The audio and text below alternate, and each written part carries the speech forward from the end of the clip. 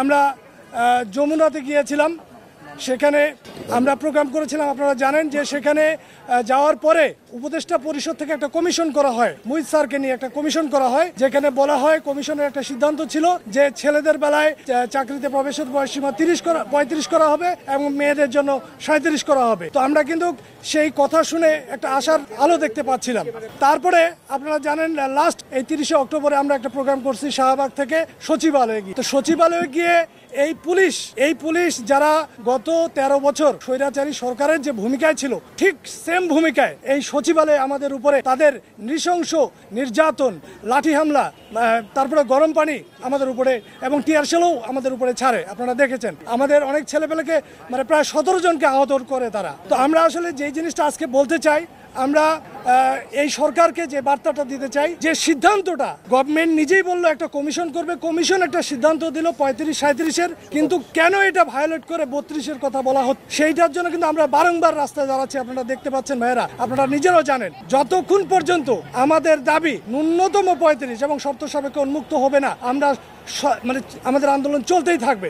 এই সরকারের প্রতি যে বার্তা দিতে চাই, যদি এই তরুণ যুবক বেকারদের এই আজকে যে রিপোর্টটা আসছে 1,80,00,000 বেকার, এই বেকারদের আর্তনাদ যতক্ষণ পর্যন্ত এই দাবি কোনো সুষ্ঠু সমাধান আমরা পাবো না।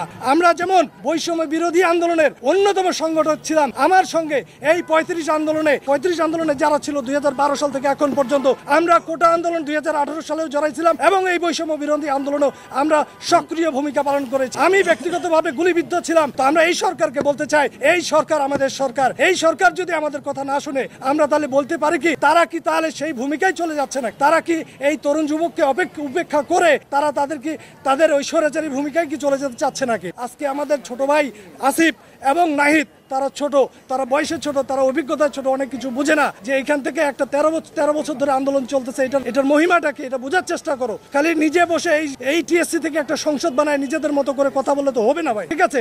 টিএসসি মাঠ থেকে নিজের সিদ্ধান্ত দিলে হবে না। তো কমিশন সিদ্ধান্ত দিয়েছে যে বাংলাদেশের প্রেক্ষাপটে 35 ছেলেদের জন্য এবং 37 মেয়েদের জন্য হলেই ভালো হবে। তো আমরা চাই, এই সরকারকে বার্তা দিতে চাই যে এই 35-37 যে সিদ্ধান্ত আপনারা নিজেরাই নিয়েছেন, যতক্ষণ পর্যন্ত প্রজ্ঞাপন হবে না, এই যে 47তম বিসিএস সার্কুলার আসতেছে এই 30শে নভেম্বরের মধ্যে, আমরা চাচ্ছি এই 30শে নভেম্বরের যে সার্কুলার 47তম বিসিএস সার্কুলার, এই সার্কুলারের মধ্যেই এই 35 এবং 37 বাস্তবায়ন হতে হবে। আমরা সামনে 24শে নভেম্বর সামগ্রিকভাবে গোটা বাংলাদেশে আমাদের যত 64টা ডিস্ট্রিক্টের কমিটি আছে, বিভাগীয় কমিটি আছে, সবার সঙ্গে আলোচনা করে আমরা সিদ্ধান্ত নিয়েছি 24 তারিখে বেলা 11টার সময় শাহবাগে আমরা এই চাকরিতে প্রবেশের বয়সসীমা ন্যূনতম 35 এবং শর্ত সাপেক্ষে উন্মুক্ত করার জন্য প্রোগ্রাম করব।